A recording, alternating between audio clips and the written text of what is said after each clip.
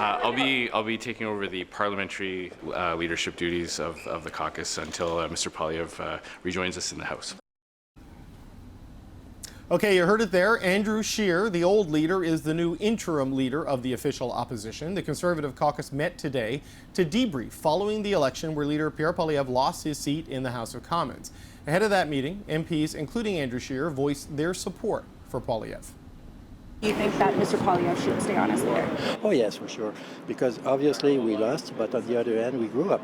We grew up in the popular vote. We grew up as member of parliament. There is 24 new members. You have to learn their names. It's a big challenge, but a good one. And also we grew up in Ontario and in Quebec. Everyone is very supportive. We're behind Pierre Poilievre. And, obviously, as he said, we have some lessons to learn from the campaign. We're gonna have those conversations in caucus today. I'm confident that our leader Pierre Poilievre will be able to make some adjustments to finish the job next time. Okay, to break down where the Conservatives stand, we're going to turn to the CBC's Kate McKenna, who is in Ottawa. So, Kate, caucus broke this hour? Probably not a surprise. Andrew Scheer is going to be the interim opposition leader. What else did he have to say today? Yeah, it was basically flagged, since the day after the election that Andrew Scheer was likely to take on this position. And of course, he has a very unique resume that's well suited for taking on this sort of short-term employment.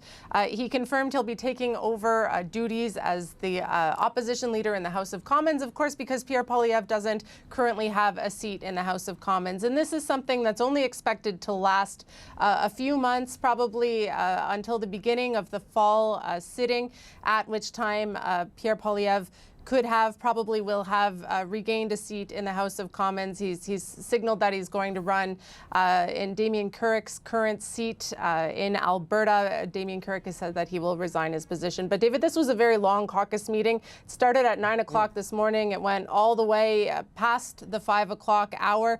And MPs went in saying, this is an opportunity to talk about what they did right, and they're quick to talk about what did go well for them in this election, that they did make gains, particularly in Ontario, in BC, moderate gains in Quebec, and that they're happy with the percentage of the vote that they got. But, there are some concerns about the direction that the party is going in, and this was supposed to be an opportunity for the MPs to talk about that, to air their grievances, to talk about the path forward. But privately and publicly, I am hearing from caucus widespread support for Pierre Poilievre to stay on as leader at this time. The question will be, will he be making tweaks to his team? Will he be making tweaks in the OLO and in his parliamentary office? It's not clear at this point whether or not that came up or to what extent it came up, because it only broke less than an hour ago, so I'm still texting my sources. But these were the things that were expected to be talked about today. Okay, let's just talk a little bit about that, because, there are the public declarations of support. I mean, they were on track to win this historic majority, and then they didn't, and the leader didn't even win his seat.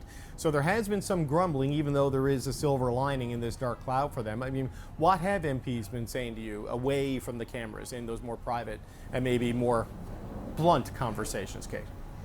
Well, I would say as of last Thursday or so, something kicked in where they realized that they lost the election, that they did not win the election. And then there were some more critical conversations that were had about the Pierre Poilievre's team specifically, and we've talked about this on the show, campaign director Jenny Byrne, and whether or not she's the right person to continue in a senior advisory role in Pierre Poilievre's team. There has been some reporting about some tensions between her and some progressive conservative premiers, including Tim Houston and Doug Ford, and then also in the newspapers this morning, some concerns about some of the organizational elements of the campaign. I will tell you that since caucus broke, I have been texting with some MPs who describe it as a very good meeting, a productive meeting, shy on specifics. Of course, we know that MPs aren't supposed to talk about what happens in caucus, but sources have confirmed that they did adopt the Reform Act, which is something that caucuses vote on in their first meeting after an election, and it gives caucuses more power Famously, it gave the Conservative caucus the power to turf Aaron O'Toole, one of their former leaders in the past. I'm told not to read into that, that they have some plan to try and get rid of Pierre Poilievre, as I've mentioned, as others have said. At this time, there seems to be widespread support for Pierre Poilievre among caucus. He will face some challenges coming up, though. For instance, there is a mandatory leadership review when the party loses an election, and that's set to happen at convention, which I believe is set to happen next spring. Okay. Kate, thanks very much. That's the CBC's Kate McKenna in Ottawa. We're going to bring in the power panel to talk about the latest on the Conservatives as they meet for the first time since losing the election. Michelle Cadario, Tim Powers, and Françoise Boivin are still with us. Thank you. Tim, Have a good show. what do you make of this? What do you make of this, Tim? Andrew Scheer, leader in the 2019 election, kind of forced out after his loss and now back as the interim leader of the opposition until Pierre Poilievre presumably wins this Alberta seat. You know, I feel like you're setting me up a little bit because we had this conversation on air on Friday. But David, because we're Newfoundlanders, I'll play along. I think it is outstanding. Wait, no. I think, look, it's an interesting choice. Mr. Scheer was roundly rejected by the Canadian electorate in 2019. He did not leave in the most wonderful way from the party. However, I think he's been put in there because he's seen as a loyalist of Pierre Poilievre. He has some parliamentary experience. One hopes he will exercise more judgment than he's shown recently in terms of the approach and the mood of the moment. I do think the Conservatives missed an opportunity to have what I'd call a Ronna Ambrose moment, which I know is a concern of some in the Poilievre team. By that I mean electing somebody who would bring a different style and approach to the moment and perhaps would be seen more favorably in the eyes of the public, hadn't had a verdict rendered on them. There was some jealousy when Miss Ambrose was the opposition leader about what a good job she was and how it outshone others. So it's unfortunate they didn't go down that path. Hopefully Mr. Scheer will, perform as well as he can and not get the Conservatives in further troubles. I think the most fascinating thing, though, David, is what Kate said at the end, the Reform Act. And I think Kate's right in her description, Kate McKenna is right in her description, that it isn't there now to be used, but the fact that it is there and it has been accepted is an important counterbalance that the caucus can keep should things not proceed as they would like to see them proceed. Yes, there is support from Mr. Poilievre, but I don't think it's a certainty yet that he will be the leader come next election time. And the caucus now has created a vehicle to make sure that if Mr. Poilievre doesn't atone, doesn't do some of the things which he said he would do today, to be fair to him, he's going to listen more, he's going to try and enhance his team. But the caucus has given itself some power. That's probably the bigger news of today. Yeah, Françoise, I don't know if their adoption of the Reform Act should be seen as a sign of another coup potentially coming. Yeah, I think not. This is just a feature, not a bug for the Conservative caucus, at least in its current form. But Mr. Poilievre didn't really address the issue of Jenny Byrne, Françoise, and so it sounds like this is still a potential flashpoint with some of the MPs he has, particularly the more moderates and maybe those in Ontario and in Nova Scotia. What are your thoughts on where things stand today? Yeah, I'm not so sure about what's going to happen to Jenny Byrne, but usually people have to find a scapegoat, so she might be it. Because you can, on one hand, claim victory over the fact that you have more MPs, that you have now over 41% of the popular vote, and so on and so forth, and that's exceptional, and I agree with all of that. And then say, well, you failed.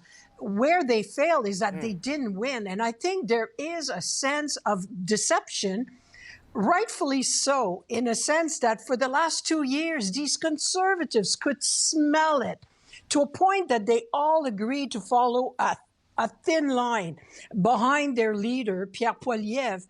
And it was funny for me to hear the voice of guys I have not heard of in a while, like Deltel.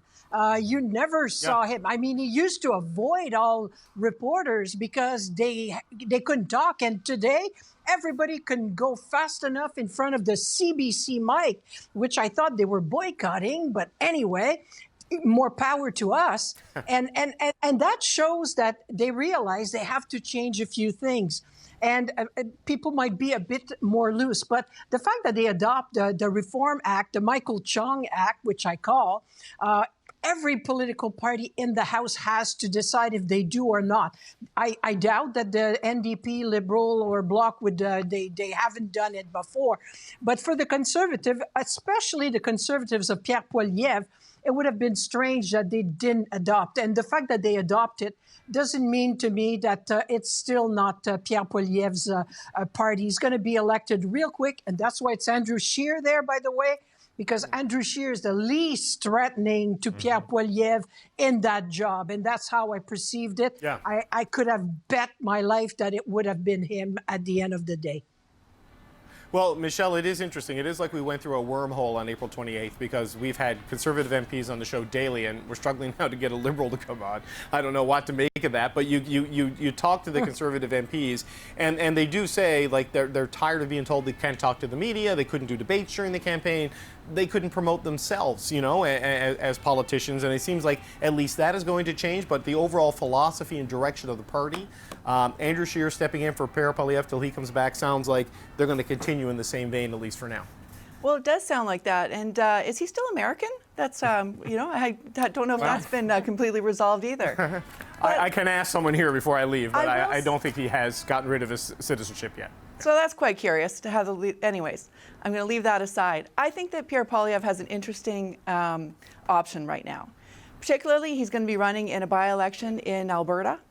And when we're going in a time when there's a lot of talk about Alberta separatism and, you know, Danielle Smith giving a long leash to some of her right, he has an opportunity to actually stand up for Canada and to, you know, these are his base too. And it's a really, you know, it'll be interesting to see how he positions himself in his by-election, because I'm sure he's going to be asked on this bigger position. Like, will he stand up to the moment?